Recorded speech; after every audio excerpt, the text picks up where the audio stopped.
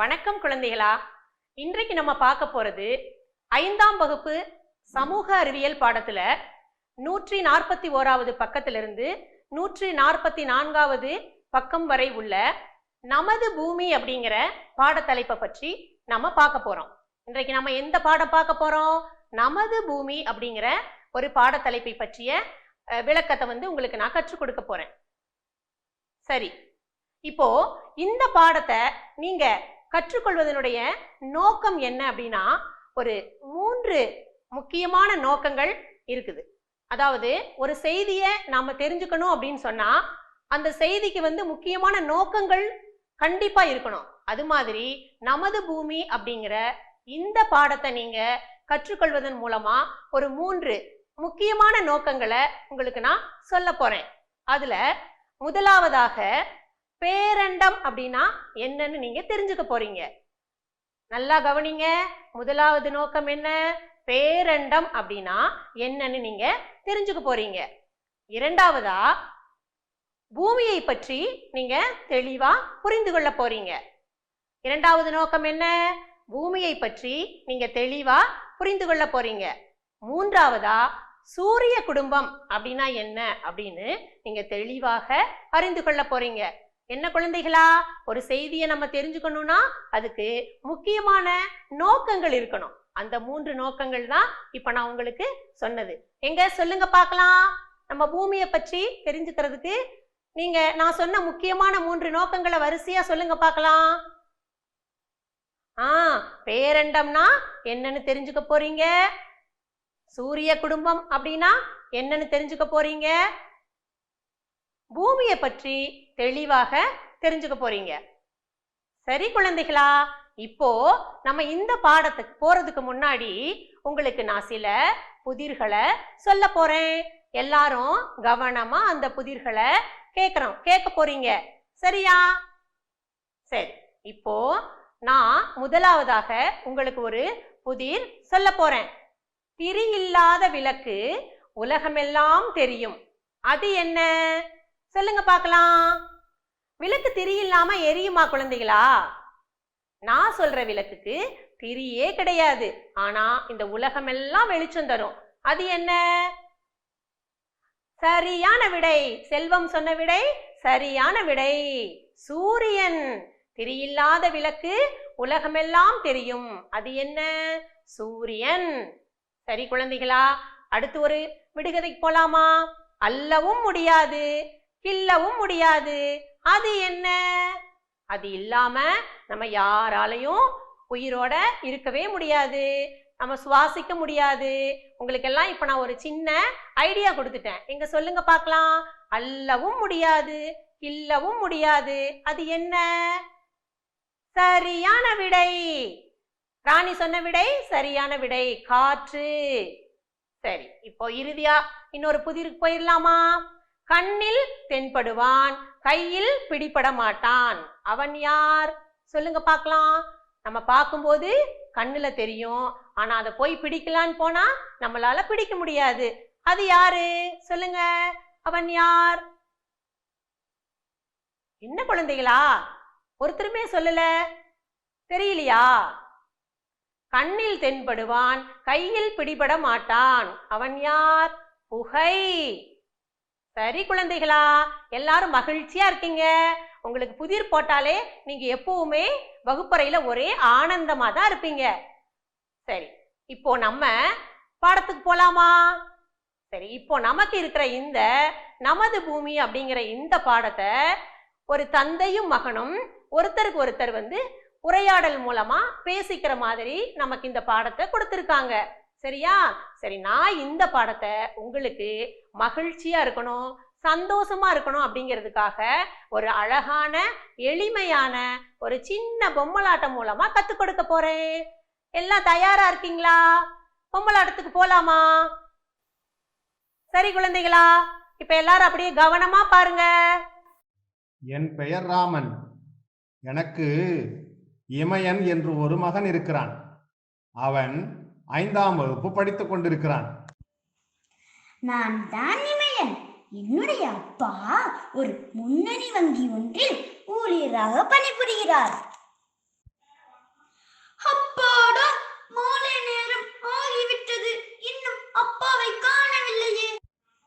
ஐ, அப்பா, இதோ அப்பா வந்து விட்டார். வாருங்கள் அப்பா. என்ன இமயன், பள்ளிக்கூடம் முடிந்து வீட்டுக்கு வந்தாயே, களைப்பு தீர ஏதேனும் சிற்றுண்டி சாப்பிட்டாயா? சாப்பிட்டு விட்டேன் அப்பா. அப்பா அப்பா, என்னுடைய சமூக அறிவியல் ஆசிரியர் நாளை நடக்கும் வகுப்பில் பூமியை பற்றி சொல்லிக் கொடுக்க போகிறாராம். அப்பா, அதற்கு முன்பாக எனக்கு தெரிந்து கொள்ள ஆசையாய் இருக்கிறது. தயவு செய்து பூமியை பற்றி உங்களுக்கு தெரியும் அல்லவா? தெரிந்ததை சொல்லுங்கள் அப்பா. ஓ, அப்படியா இமயன்? தாராளமாக சொல்கிறேன். கவனமாக நான் சொல்வதை கேட்டுக்கொள். சரி அப்பா. அப்பா, இந்த பூமி எப்படி உருவானது? நான் தினமும் யோசித்துக் கொண்டே இருக்கிறேன். புரியவில்லை அப்பா. பரவாயில்லையே, ஆசிரியர் பாடம் நடத்துவதற்கு முன்னே இவ்வளவு ஆர்வமா இருக்கியே. சொல்றேன் கேளுப்பா. இமயா, பல மில்லியன் ஆண்டுகளுக்கு முன்ன பெரும் வெடிப்பு என்ற ஒரு நிகழ்வு ஏற்பட்டது. அப்பா, மில்லியன் என்றால் என்னங்கப்பா? இரு இமயன், அதுக்குள்ள அவசரப்படுறிய. அறிவியல் பாடத்துல ரொம்பத்தான் ஆர்வமா இருக்க. சொல்றேன் கேளுப்பா.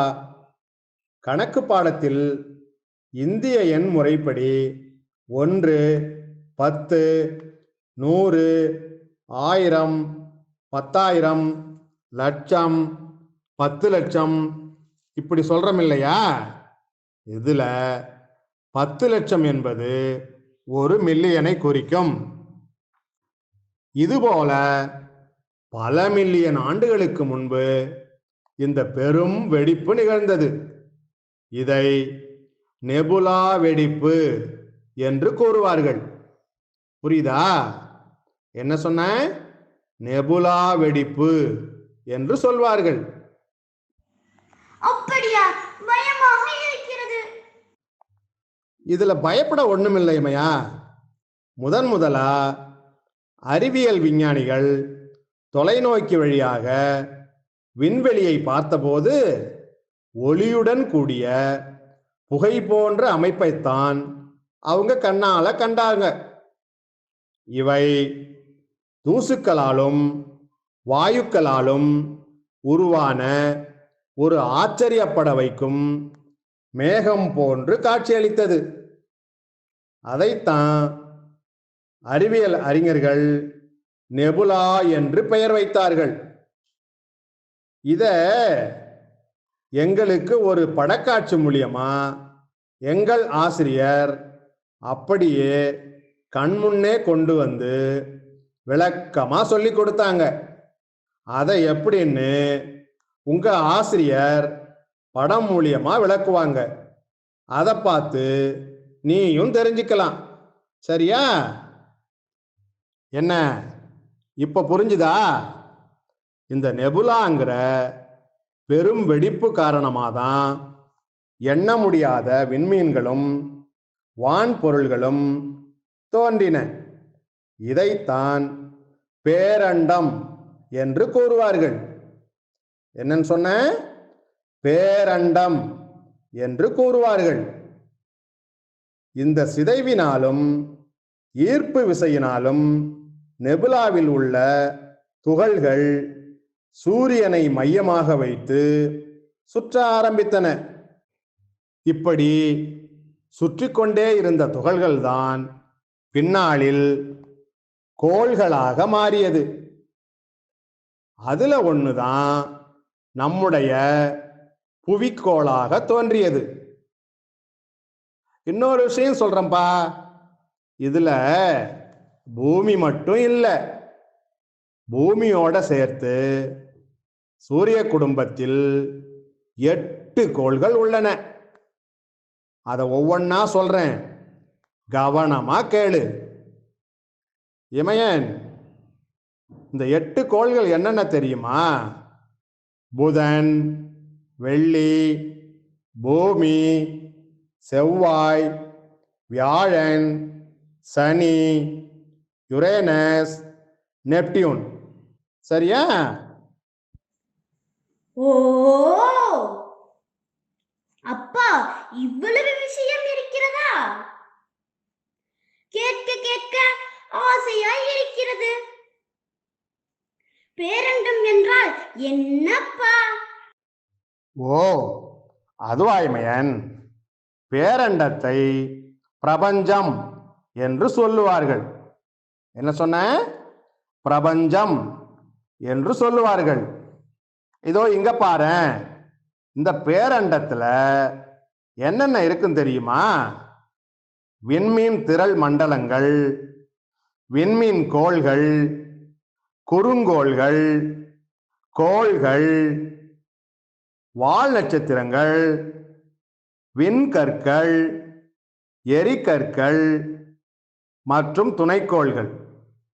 இவை அனைத்தும் உள்ளடங்கிய ஒரு பரந்த வெளிதான் பேரண்டம். இதன் துல்லியமான அளவு இன்னும் முழுவதுமாக அறியப்படவில்லை. ஏன் இது முழுமையா அறியப்படவில்லை தெரியுமா? இந்த உலகம் இன்னும் வெளிப்புறமாக விரிவடைந்து கொண்டேதான் இருக்கிறது என்று அறிவியல் ஆராய்ச்சியாளர்களும் விஞ்ஞானிகளும் நம்பிக்கொண்டிருக்கிறார்கள். அப்பா, எப்படி இருக்கும்? காட்ட முடியுமா? இதில் என்ன உனக்கு சந்தேகம்? உங்கள் ஆசிரியரிடம் போய் கேள். இதற்கு அழகான காட்சி படங்களை கொண்டு ஒவ்வொன்றாக உங்களுக்கு புரியும்படி சொல்வார். நான் வாய்மொழியா சொன்ன செய்தியெல்லாம் அவர் காட்சி படங்கள் மூலியமா சொல்லும்போது உங்களுக்கு ரொம்ப விவரமா புரியும். கண்ணால் பார்த்தாதான் அது நான் சொன்ன விஷயம் எந்த அளவுக்கு உனக்கு புரிஞ்சிருக்குங்கிறது தெரியும். சரியா இமையன்? என்ன, படம் பார்த்ததும் நல்லா புரிஞ்சுதா? நான் சொல்றதையும் கொஞ்சம் கேள். நட்சத்திரங்களின் தொகுப்பு தான் விண்மீன் திரைமண்டலம் என்பது. விண்மீன் திரைமண்டலத்திற்கு இன்னொரு பெயரும் உண்டு, தெரியுமா? அது என்ன பெயரப்பா? இந்த விண்மீன் திரைமண்டலத்தை பால்வழி மண்டலம் என்றும் அழைப்பார்கள். என்னது? பால்வழி மண்டலம் என்றும் அழைப்பார்கள். இவை எண்ணிலடங்கா விண்மீன் மண்டலங்களுக்குள் ஒன்றாகும். இதை உங்கள் ஆசிரியர் படம் மூலம் விளக்குவார். பார்த்து விவரமா தெரிஞ்சுக்கோ. சரியா இமையன்? அப்பா, தெளிவாக புரிந்துவிட்டது.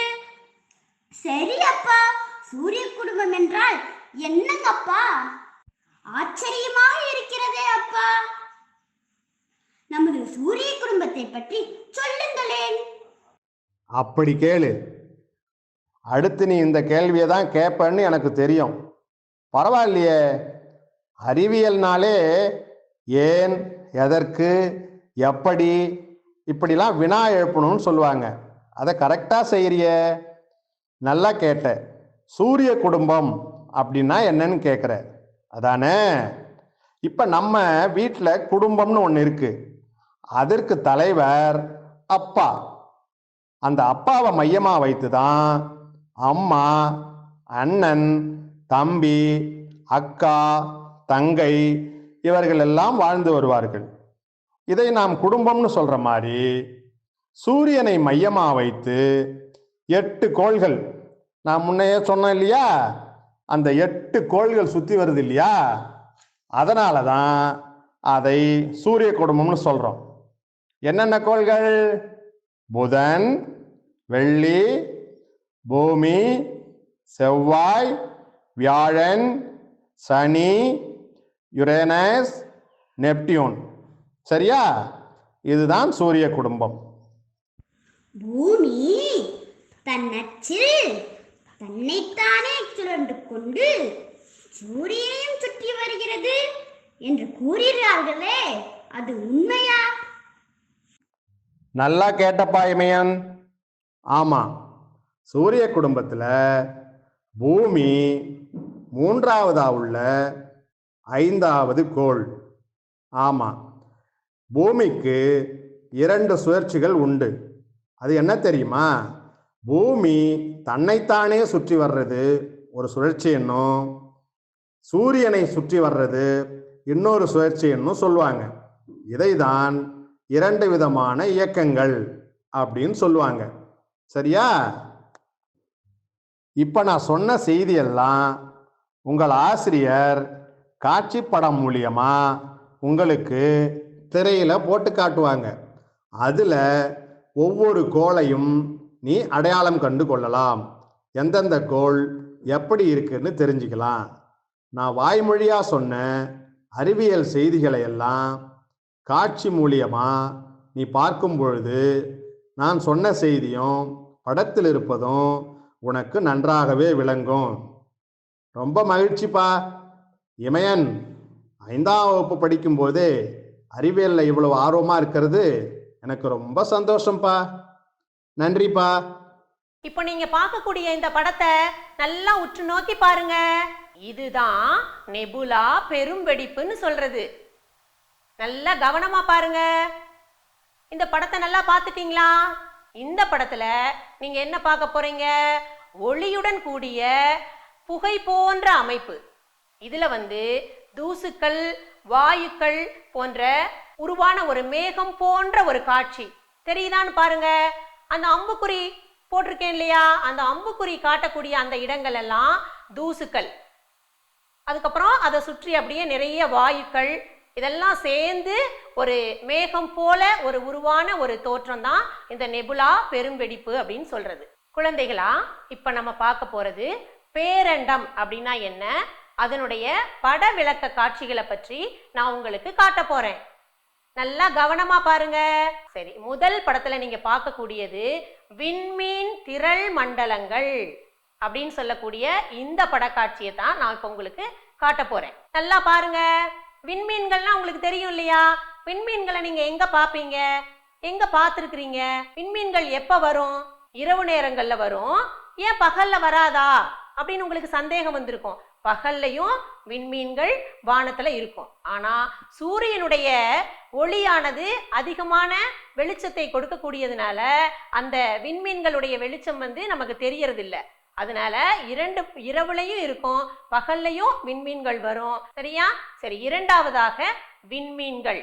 விண்மீன்கள் உங்களுக்கு தெரியும். விண்மீன்கள்னா அதுக்கு இன்னொரு பேர் என்ன?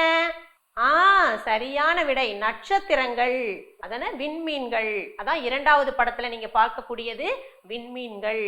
அடுத்தது கோள்கள். சூரியனை மையமாக வைத்து சூரியனை சுற்றி 8 கோள்கள் சுற்றி வரும். நான் உங்களுக்கு பின்னாடி வரும்போது அந்த சூரிய குடும்பம் பற்றி நான் சொல்லும் போது இந்த கோள்களை பற்றி உங்களுக்கு நான் தெளிவா சொல்ல போறேன். நான்காவதாக குறுங்கோள்கள் அப்படின்னு சொல்லுவாங்க. குறுங்கோள்கள். அடுத்தது வால் நட்சத்திரங்கள். அடுத்த படம் நீங்க பார்க்கறது என்னது? வால் நட்சத்திரங்கள். அடுத்தது ஆறாவதாக விண்கற்கள். இந்த படத்தை பாருங்க, விண்கற்கள். அடுத்த படக்காட்சி பாருங்க, எரிகற்கள்.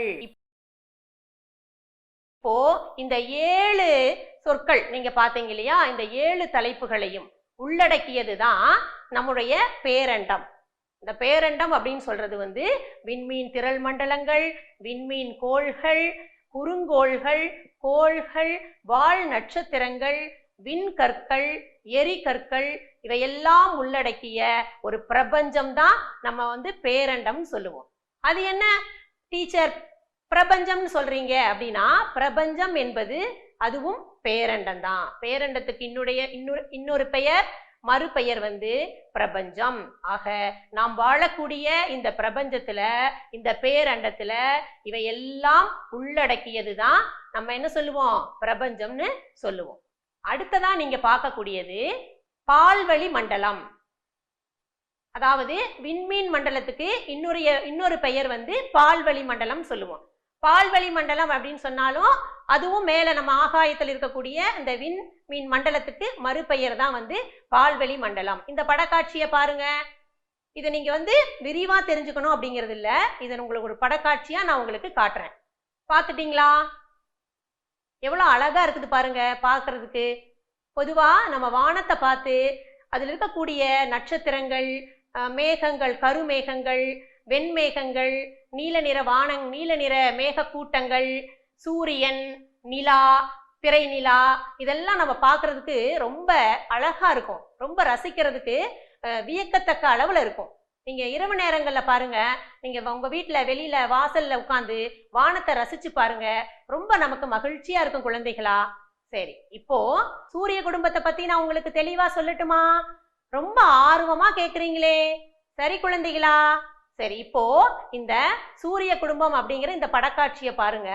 நான் உங்களுக்கு சொல்லிக்கிட்டு வரக்கூடிய செய்திகளை நீங்க அப்படியே வரிசையா கவனிச்சுக்கிட்டே வாங்க. முதலாவதா இருக்கிறது சூரியன்.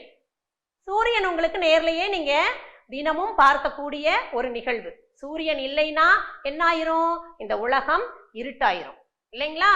சரி, அப்போ இந்த சூரியன் தான் இந்த சூரிய குடும்பத்தினுடைய தலைவன். சரியா? இப்ப நம்ம குடும்பம் அப்படின்னா நம்ம வீட்டுக்கு அப்பா இருப்பாங்க தலைவனா இல்லையா? அது மாதிரி இந்த சூரிய குடும்பத்துக்கு தலைவன் யாருன்னா சூரியன். சரி, இந்த சூரியன் வந்து எப்படி இருப்பாரு? அப்படியே ஒரு நெருப்பு பந்து. அவர்கிட்ட போக முடியுமா? நம்ம வெளியில போனாலே தூரமா இருக்கும் போதே என்ன ஆயிடுச்சு, நம்மளை சுடும் இல்லையா? அதனால அதுக்கு இந்த சூரியன் கிட்ட வந்து அதிகமான வெப்பம் இருக்கும். அது ஒரு நெருப்பு கோளம். சூரியன் என்பது ஒரு நெருப்பு கோளம். ஆக இந்த சூரியனை சுற்றித்தான் மற்ற 8 கோள்களும் இயங்குகின்றன. முதலாவதாக சூரியன் தலைவனாக இருக்கிறார். அந்த சூரியனை சுற்றி 8 கோள்கள் இயங்குகிறது. இதைத்தான் நம்ம சூரிய குடும்பம் சொல்லுவோம். இந்த 8 கோள்களுமே என்னாகும்? தங்களுக்கு அவைகளுக்கு தேவையான அந்த 8 கோள்களுக்கும் தேவையான வெப்பத்தையும் வெளிச்சத்தையும் யாருகிட்ட இருந்து வாங்கிக்கிறாங்க? சூரியனிடமிருந்து வாங்கிக்கிறாங்க. நமக்கு தேவையான அனைத்து தேவைகளையும் யாருகிட்ட இருந்து வாங்கிக்குவோம்? நம்ம அப்பா கிட்ட இருந்து தானே வாங்கிக்குவோம். அப்பா தானே குடும்பத்தோட தலைவர். அது மாதிரி இந்த 8 கோள்களும் அவர்களுக்கு தேவையான வெளிச்சத்தையும் வெப்பத்தையும் யாருகிட்ட இருந்து பெற்றுக்கிறாங்க? யாருகிட்ட இருந்து வாங்கிக் கொள்கிறார்கள்? சூரியனிடமிருந்து வாங்கிக் கொள்கிறார்கள். சரியா? அப்ப சூரியனை மையமாக வைத்து 8 கோள்கள் சுற்றி கொண்டு வருகிறது. இதைத்தான் நாம் சூரிய குடும்பம்னு சொல்றோம். சரி, முதலாவதாக சூரியனுக்கு அருகில் இருக்கக்கூடிய ஒரு கோள் இங்க பாருங்க, படத்துல பாருங்க. சூரியனுக்கு பக்கத்துல இருக்கிறது யாரு? புதன். சரி, சூரியனுக்கு மிக அருகில் உள்ள கோள் புதன். இதுதான் சூரியனுக்கு பக்கத்துல முதலாவதா இருக்கிறதுனால இது முதல் கோள் அப்படின்னு நம்ம சொல்லுவோம். இந்த புதன் கோளுக்கு துணைக்கோள்கள்லாம் எதுவுமே கிடையாது. சரி குழந்தைகளா, இப்ப நான் உங்களுக்கு ஒரு வினா கேட்கிறேன். சூரிய குடும்பத்துல மொத்தம் எத்தனை கோள்கள் உள்ளன? சொல்லுங்க பார்க்கலாம். 8 கோள்கள் சூரியனை சுற்றி வருகின்றன. சரியான விடை. சரி, சூரியனுக்கு மிக அருகில் உள்ள கோள் எது? சூரியனுக்கு மிக அருகில் உள்ள கோள் புதன். சரி, இப்போ நீங்க தெளிவா பார்த்துட்டீங்க இல்லையா? சூரியனுக்கு அருகில் இருக்கக்கூடிய கோள் எதுனா புதன். இதை மறக்குவீங்களா? மறக்க கூடாது யாரும். இரண்டாவது கோள் வெள்ளி. இது அதிக வெளிச்சத்தை தரக்கூடிய ஒரு கோள். இந்த இரண்டாவது கோள் வந்து வெள்ளி. இது அதிக வெளிச்சத்தை தரக்கூடிய கோள். நம்ம வீட்லயே அம்மா அவங்க எல்லாம் சொல்லுவாங்க, இன்னைக்கு மீன் தெரியுது, வெள்ளிக்கிழமை அங்க பாரு காலையில மீன் தெரியுதுன்னு நம்ம கிராமத்துல சொல்லுவாங்க இல்லையா? அதைத்தான் நம்ம விடிவெள்ளின்னு சொல்லுவோம். சரியா? சரி, இப்போ இது எப்ப தெரியும்? அதிகாலை நேரத்துல இந்த வெள்ளிங்கிற கோள் வந்து நமக்கு தெரியும். முதலாவதா எந்த கோள் பார்த்தோம்? புதன் பார்த்தோம். இது சூரியனுக்கு பக்கத்து வீடு. அதை தாண்டி தான் அடுத்தடுத்த கோள்கள் எல்லாம் அடுத்தடுத்த கோள்கள் எல்லாம் வரிசையா அப்படியே இருப்பாங்க அவங்க இடத்துல. சரி, இப்ப இரண்டாவது கோள் வெள்ளி. இந்த வெள்ளிங்கிற இந்த கோள் அதிக ஒளியை கொடுக்கும். இதை எப்ப நம்ம பார்க்க முடியும்? அதிகாலையில எழுந்து பார்த்தோம்னா இந்த வெள்ளிங்கிற கோள் வந்து நமக்கு தெளிவா தெரியும். மூன்றாவது கோள் போறோம். இந்த கோள் தான் மிக மிக மிக மிக மிக எனக்கு பிடித்த கோள். உங்களுக்கு இந்த கோள் பிடிக்குமான்னு பாருங்க. நான் பேர் சொல்றேன், பூமி. இந்த கோள் எது? பூமி. இந்த கோள்ல தான் உயிரினங்கள் வாழக்கூடிய அனைத்து விதமான வசதிகளும் இந்த கோள் தான் இருக்குது. சரியா? இப்ப நாம எந்த கோள்ல இருக்கிறோம் தெரிஞ்சிருப்பீங்கன்னு நினைக்கிறேன். நாம் வாழக்கூடிய ஒரு கோள் எது? பூமி. நாம் எங்கு வசிக்கிறோம்? பூமியில தான் இருக்கிறோம். சரி, அப்ப இந்த கோள் வந்து மூன்றாவது கோளா இருக்குது. சூரியனிடமிருந்து மூன்றாவது கோளாக அந்த இடத்துல இருக்குது. இதுல உயிரினங்கள் வாழ தேவையான அனைத்தும் கிடைக்கிறதுனாலதான் நாம பூமியில இருக்கிறோம். இங்க காற்று கிடைக்கும், நீர் கிடைக்கும், நமக்கு சாப்பிட்றதுக்கு என்னென்ன விதமான உணவுகள் கிடைக்குதோ அத்தனையும் கிடைக்கும். இயற்கைகள் அனைத்துமே வந்து நமக்கு கடவுள் வந்து அள்ளி அள்ளி கொடுத்திருக்காரு. அதனால வந்து உயிரினங்கள் வாழக்கூடிய ஒரு இருப்பிடம் எதுனா பூமி. இது வந்து மூன்றாவது கோளாக சூரிய குடும்பத்தில் இருக்கிறது. பூமியை சுற்றி என்ன இருக்கிறது? காற்று மண்டலம் இருக்கிறது. பூமியை சுற்றி என்ன இருக்கிறது? காற்று மண்டலம் இருக்கிறது. இந்த காற்று மண்டலம் வந்து நம் உயிர் வாழ தேவையான ஆக்சிஜன் இருக்கிறதுனாலதான் இங்க நம்ம உயிர் வாழ முடிகிறது. சரி, அடுத்தது பூமி சூரியனை சுற்றி வர 365 நாட்கள் ஆகும். இந்த பூமி சூரியனை சுற்றிட்டு வரணும்னா எத்தனை நாட்கள் ஆகுது? 365 நாட்கள் ஆகும். பூமி வந்து ஒரு உயிர்கோள்னு நம்ம சொல்லலாம். சரியா? சரி, அடுத்தது நான்காவது கோள் செவ்வாய். இந்த நான்காவது கோள் வந்து செவ்வாய்ன்னு நம்ம சொல்றோம். வெள்ளி பூமியை விட இது வந்து மிக மிக மிக சிறிய கோள். இது என்ன கலர்ல இருக்கும் தெரியுமா? சிவப்பு நிறமா இருக்கும். இந்த கோள் என்ன கலர்ல இருக்கும்? சிவப்பு நிறமா இருக்கும். சூரியன் குடும்பத்துல இப்ப நம்ம 4 கோள்கள் பார்த்துட்டோம். 5வது கோள் வியாழன்.